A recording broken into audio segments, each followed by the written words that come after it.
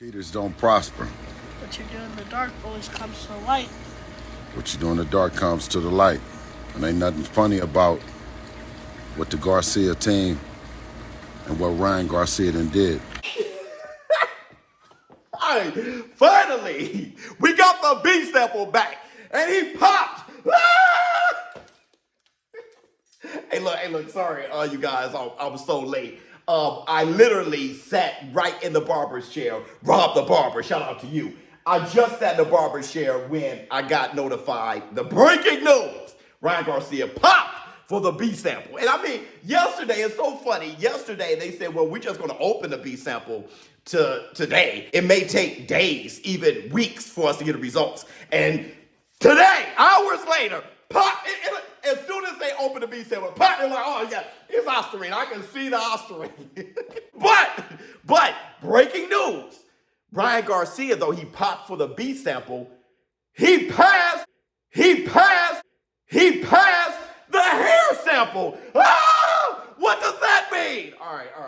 Let's just talk about everything. Let's see what everything means. Okay, the B sample means that the A sample, how the A sample was handled and tested, or handled by VADA, collected and handled by VADA, and tested by WADA, that it yielded the same result as the B sample. It's from the same urine strain. We knew the B sample was going to pop, all right? If the B sample didn't pop, that means that VADA and WADA, that means that they dropped the ball, which they didn't. They handled it professionally. So Ostarine was in his system in the fight against Devin, the American Dream Haney, all right?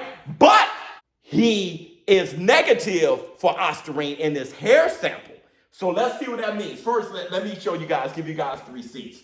So Ryan Garcia's team, they released this. They said Ryan Garcia is committed to clean and fair competition and has never intentionally used any banned substance. Soon after being notified of his positive test, Ryan voluntarily had his hair collected and shipped to Dr. Pascal Kentz, the foremost expert of toxicology and hair sample analysis.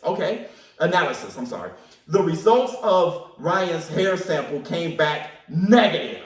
This is consistent with contamination and demonstrably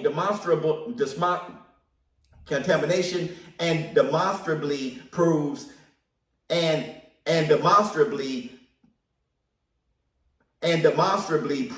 that Ryan had not ingested Ostarine over a period of time. Right. The only way he could have had any advantage whatsoever in the ring. Okay. Ryan has voluntarily submitted 2 tests throughout his career, which have always shown negative results, okay? He also tested negative multiple times leading up to the fight against Haney. All of these factors combined with the ultra-low levels from the samples taken April 19th and April 20th in the billionth of a gram range point to Ryan being a victim of supplement contamination and never receiving any performance-enhancing benefit from the microscopic amounts in his system. We are certain that one of the natural supplements Ryan was using in the lead up to the fight will prove to be contaminated and are in the process of testing the supplements to determine the exact source. 100%, all right? And this is what we've been saying on this channel consistently, that Ryan Garcia will pop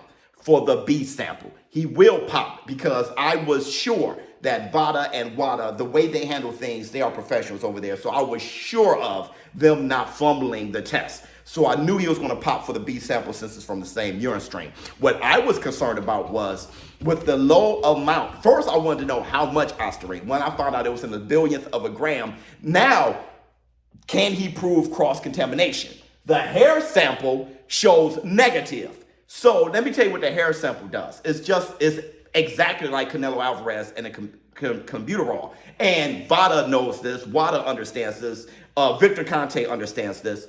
All the scientists understands this, that if you're taking a PED to the extreme amount to get a benefit, you wouldn't be able to pee it out, all right? It would be in your system. So that's why the hair follicle test is so important. If you take the hair follicle test and it's negative, that means that it wasn't in your system for a long enough period of time. So with Canelo Alvarez, he had a low amount of clenbuterol and he consumed orally through eating tacos. All right, so that's the same thing here. So what they're saying is not only was it not in his system enough to have gained a benefit, it's also very little in a billionth of a gram range, so which is 6 billionth of the gram precisely. All right, which means that when it comes to the New York State Athletic Commission, whatever penalties they drop on Ryan Garcia, they're going to take this into account.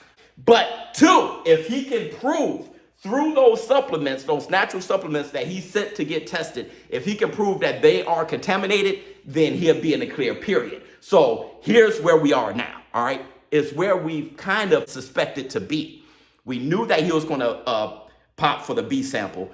And with the low amount of ostarine in the system, I saw it as very probable that Ryan Garcia could have unintentionally consumed ostarine through a contamination or contaminated dietary supplement, which he's getting tested now. If he can't find the ostarine in the dietary supplement, all right, but he has already proved that the hair sample was negative, with VADA or the New York State Athletic Commission, rather, because now it's on them. It's out of VADA and WADA's hands. So they're done. They did what they had to do, and they did a good job.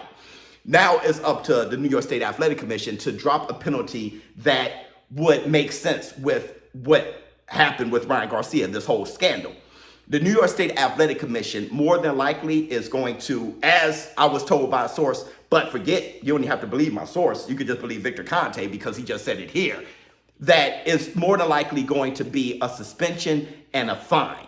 Nowhere did they say the result of the fight is going to be overturned to a disqualification or a no contest. So it's still going to be a Ryan Garcia victory. So to all of you Ryan Garcia fans out there, I'm pretty sure you're happy now. I thought that he should be suspended, that the ruling should be overturned to a no contest. A lot of you guys fought back on that, pushed back on me there and said, well, if he unintentionally consumed it, that's no fair. And if it didn't benefit him in that fight, that'd be no fair. I just thought it would send a signal to fighters after him, you know, what can happen. Listen, your shit could still be overturned to no contest. But I get it. I totally get it. All right. So that's what's probably going to happen, especially with them proving that the hair follicle is negative.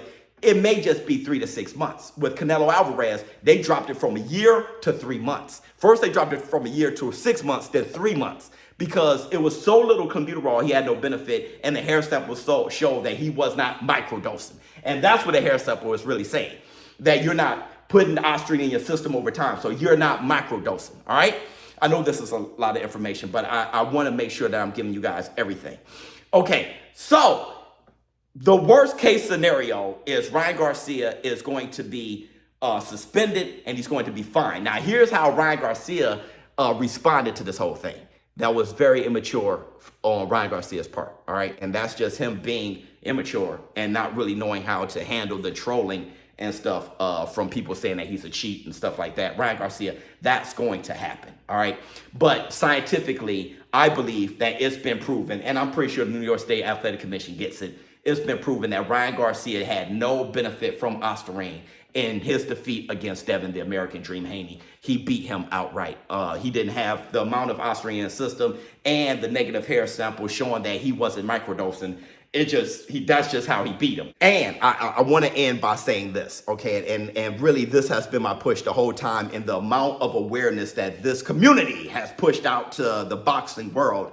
For all of you fighters out there, listen, you just got to be more aware. All of these supplements are trying to compete with each other and beat each other out.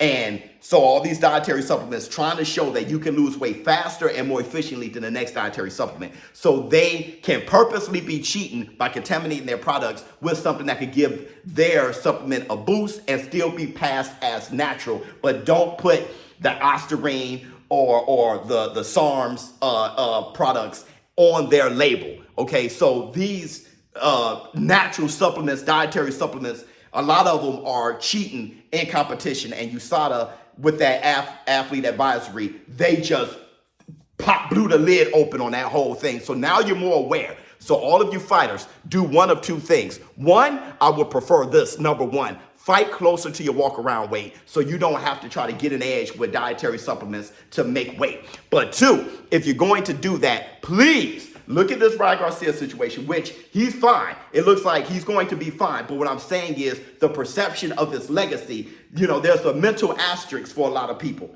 right, when it comes to Ryan Garcia. Just like the Patriots and the Deflate Gate and stuff like that, there's a lot of people that say, okay, those Patriots, those Super Bowls, that was some cheating shit. With Ryan Garcia, no matter what, there's a lot of people that's going to see him as a cheat. So all of you fighters out there, for your legacy, y'all, quote unquote, natural dietary supplements, get them tested. Get them tested At a lab and stick to that shit.